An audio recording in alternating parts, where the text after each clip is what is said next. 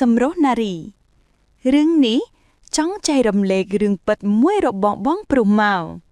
រស់ក្នុងទីក្រុងភ្នំពេញមានអាយុ22ឆ្នាំហើយជាកំឡោះសង្ហាម្នាក់ផងដែរគាត់រស់នៅជាមួយប៉ាម៉ាបងស្រីខ្ញុំនិងនារីគឺជានារីក្នុងសុបិនរបស់ប្រុសម៉ៅចាប់តាំងពីនាងបានមករស់ក្នុងផ្ទះរបស់គាត់មកម្លេះនារីនាងមានរាងស្អាតណាស់ត្រគាសាយកំពះគូតមូលក្បំដោះធំស្អាតអស្ចារ្យទាំងអស់នេះគឺជាគុណសម្បត្តិរបស់នាងបងស្រីជាអ្នកលក់គ្រឿងសម្អាងបោះដុំនៅផ្សារហើយគាត់មិនសូវស្នាក់នៅផ្ទះទេពេលមួយនោះប៉ាម៉ាក់ខ្ញុំត្រូវទៅខេត្តហើយកប់ជួនបងស្រីខ្ញុំត្រូវទៅបំពេញបេសកកម្មទៅថៃជាមួយតើកាយផលិតផលផ្ដល់មកពីថៃ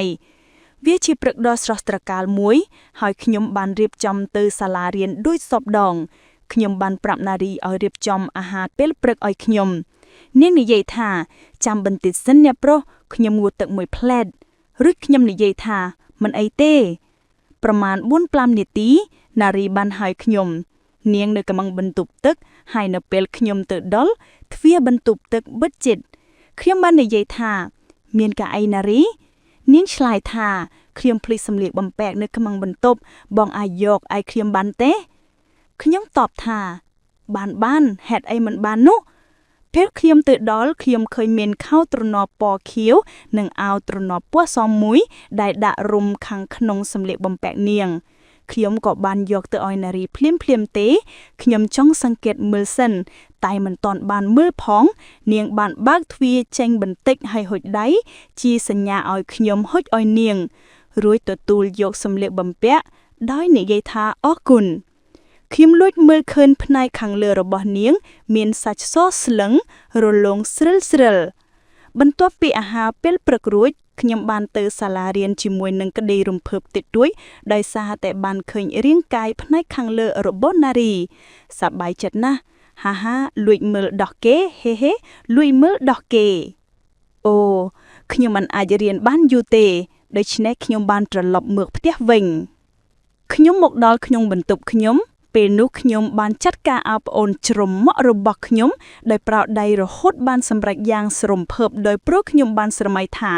អូននារីកំពុងតែបៀមឲ្យបឺតវាហួសពីនិយាយម៉ោងប្រហែល 8 យប់ពេលខ្ញុំកំពុងមើលទូរទស្សន៍នារីបានហៅខ្ញុំទៅផ្ទះបាយនិងបានឲ្យខ្ញុំជួយលាងដៃឲ្យនាងដោយសារដៃរបស់នាងប្រឡាក់ផ្សាយដឹងស្អីគេទេស្រីខ្ញុំដងទឹកមួយថ្ដិលរួចលាងដៃឲ្យនាងរំពេចនោះកែវធ្នែកទាំងគូរបស់ខ្ញុំបាញ់ចំដើមទ្រូងនាងវ៉ាវអូហូពិតជាកន្លែងដ៏មានសោភ័ណភាពមួយមែនខ្ញុំខ្លេចខ្លួនពេលនោះនារីក៏បានហៅខ្ញុំប្រពៅបងកំពុងមើលអីនឹងនាងហៅខ្ញុំប្រពៅដូចម៉ាក់ខ្ញុំក៏ធឿបហៅនេះក៏ព្រោះខ្ញុំចាក់ទឹកលាងដៃនាងខុសការខ្ញុំបានឃើញចុងដោះនាងបន្តិចបន្តួចហើយបន្ទាប់មកខ្ញុំក៏ភៀងអារម្មណ៍ទៅភ្លាមខ្ញុំទៅក្នុងបន្ទប់ខ្ញុំហើយសម្រេចការងារខ្ញុំម្ដងទៀតហេលួយអត់ពេលនេះនារីកំពុងតាក់ទាញខ្ញុំខ្លាំងឡើងជាងមុនទៅទៀតចំណែកខ្លួនខ្ញុំដូចភ្លើងកំពុងដុតអញ្ចឹងបន្ទាប់ពីបរិភោគអាហារពេលល្ងាចហើយខ្ញុំបានឈរគេងរំលងមួយស្របឹកមានសំឡេងគោះទ្វារខ្ញុំបើកទ្វារស្រាប់តែនារីឈរនៅចំពោះមុខខ្ញុំនាងសួរថាបងមិនទាន់គេងទេបងមកតូចខ្ញុំតបថានៅទេពីព្រោះខ្ញុំគេងមិនលក់ដោយសារតែនារីរបស់ខ្ញុំនាងបាននិយាយថានាងក៏គេងមិនលក់ដែរដោយសារអំពូលភ្លើងក្នុងបន្ទប់នាងដាច់នារីតែងតែគេងមានភ្លើងនាងសួរខ្ញុំថាតើនាងអាចគេងក្នុងបន្ទប់ខ្ញុំបានទេព្រោះនាងខ្លាចខ្មោចខ្ញុំតបថាហេតុអីមិនបាននារីបន្ទាប់មកនាងដើរចូលគេងលើគ្រែរបស់ខ្ញុំហើយហេតុតែជាសំណាងដែរយើងមានភួយតែមួយដូច្នេះយើងបានចាច់គ្នាដណ្ដាប់មួយស្របឹកត្រោយមកខ្ញុំឃើញថានារីកំពុងតែគេងលងហើយពេលនោះខ្ញុំបានឃើញដើមទ្រូងនាងដោយសារតែអាវដេកដ៏ស្ដាងរបស់នាងខ្ញុំបានរំកិលចូលក្បែរដើមទ្រូងនាងរួចមើលយឺតចុះក្រោមខ្ញុំបានប្រលេះលូនអាវខាងលើបង្អស់របស់នាងខ្ញុំឃើញដើមទ្រូងនាងស្អាតណាស់ខ្ញុំបានដលូនបន្តយ៉ាងយឺតរហូតទាល់តែអស់ហើយខ្ញុំបានឃើញរាងកាយនាងយ៉ាងគគ្រឹនផ្ទាល់ភ្នែកដែលខ្ញុំធ្លាប់តែស្រមៃពីមុនមកពេលនោះ ខ្ញុំចាប់ផ្ដើមអង្អែលដោះនាងយ៉ាងថា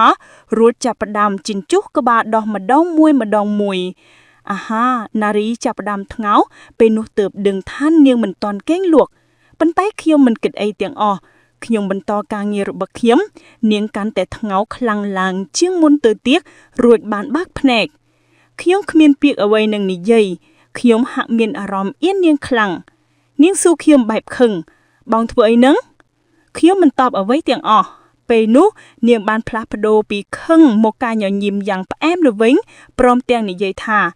បងអាចសុំខ្ញុំដោយត្រង់តោះអូនអាចផ្ដល់អ្វីទាំងអស់ឲ្យបងខ្ញុំរំភើបខ្លាំងណាស់រួចអបនាងនិងបន្តច្របាច់ដោះនាងដោយដៃទាំងពីររបស់ខ្ញុំបញ្ចូលអណ្ដាតខ្ញុំក្នុងមាត់នាងរួចចេញជក់បបរនាង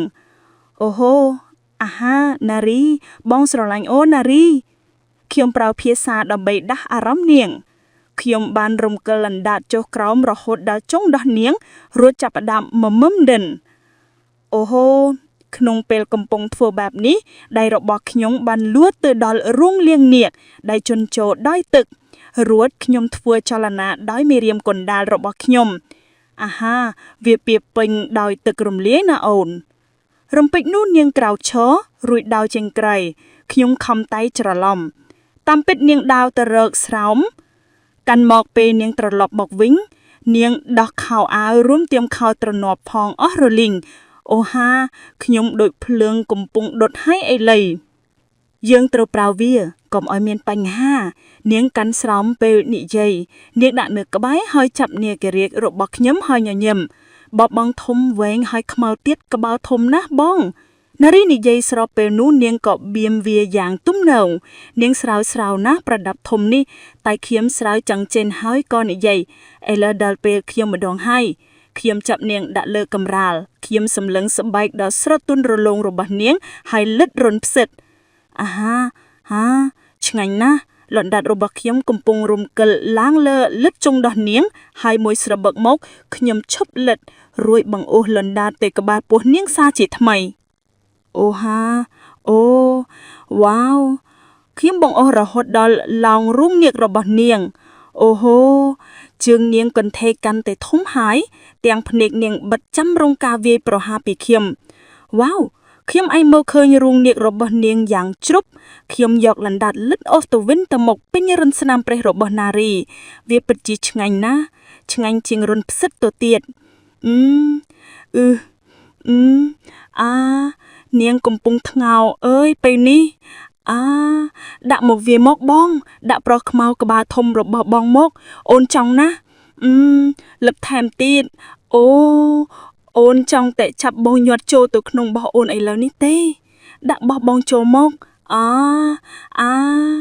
ពេលនោះខ្ញុំចាប់ប្រដាប់ខ្មៅវែងធំរបស់ខ្ញុំដែលឡើងរឹងពេញមួយដៃកូនខ្មាំងបំរុងនឹងចាក់បញ្ចូលពាក់ស្រោមផងខ្ញុំងក់ក្បាលពាក់រួចហាន់ខ្ញុំដាក់ត្រឹម2អ៊ីងសិនរួចរុញចូលយឺតវាចូលស្រួលណាស់បងបន្ទាប់មកខ្ញុំបន្តដាក់ចូលដល់ប៉ាំអ៊ីងនាងចាប់ផ្ដើមថ្ងោខ្លាំងឡើងស្បងមកដាក់ឲ្យខ្លាំងខ្លាំងឡើងបងពេលនោះខ្ញុំដកចេញមកក្រៅរួចរុញមួយទំហឹងចូលវិញ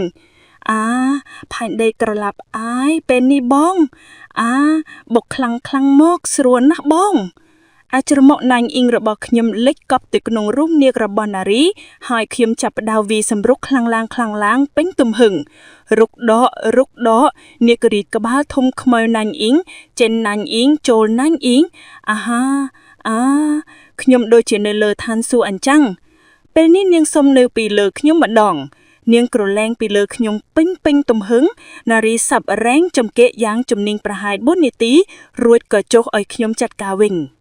ប្រមាណ2 3នាទីក្រោយមកខ្ញុំដូចជាចង់បាញ់ចេញហើយខ្ញុំក៏ដកចេញមកក្រៅហើយដោះស្រោមនាងមិនចាប់អារម្មណ៍នារីនិយាយថាដាក់មកបងខ្ញុំក៏ដាក់តាមសំណើនាងទាំងនាងកំពុងបិទភ្នែកស្រួលគ្រាន់តែដាក់នាងថ្ងោយ៉ាងក្រលួចអូយស្រួលណាស់ម៉ែអើយស្រួលណាស់នារីនាងងើបឡើងហើយមើលនាគរាជរបស់ខ្ញុំដែលកំពុងសាប់នាងបងដោះស្រោមចេញចឹង បងចង់ប៉ះសាច់នឹងសាច់ឲ្យស្និទ្ធគ្នាមិនទាន់ឆ្លើយស្រួលបបនខំខ្ញុំសាប់នារីមួយទំហឹងសាប់ញាប់អូយស្រួលណាស់អូនបងទ្រាំមិនបានទេប្រដាប់អូនណែណាឡងនារីនាងឌឺប្រដាប់បងក៏ធំសានធំដែរបុកមកបងខ្ញុំក៏សួរនាងបន្តថាតើកូននាគរបស់បងគួរតែព្រុសពេកនៅណាព្រោះខ្ញុំទ្រាំលែងបានហើយនាងតបថាដាក់ក្នុងមាត់អូនខ្ញុំដកកូននាគរបស់ខ្ញុំហើយដាក់ចូលក្នុងមាត់នាងវ៉ាវវាយប្រហារក្នុងមាត់នាងពិតជាពេលវេលាដ៏អស្ចារ្យមួយមែននាងរុញកប់ទៅក្រលើករបស់នាងម្ដងតែប៉ុន្មាននាទីកូននាគរបស់ខ្ញុំព្រុសពឹសចេញមកយ៉ាងស្វាត់វាចេញមកច្រើនបំផុតលើកទី1ហើយសម្រាប់ជីវិតរបស់ខ្ញុំមាត់នាងពេញទៅដោយទឹកដោះគោខាប់វ៉ាវនាងលិតក្បាលក្រហមលាយខ្មៅហើយញញឹមនាងលិតវាទាំងអស់អូនលិតវាចង់ពេកភ្លេចហេនាងលិតក្បាលនាគរាជរបស់ខ្ញុំម្ដងទៀតនាង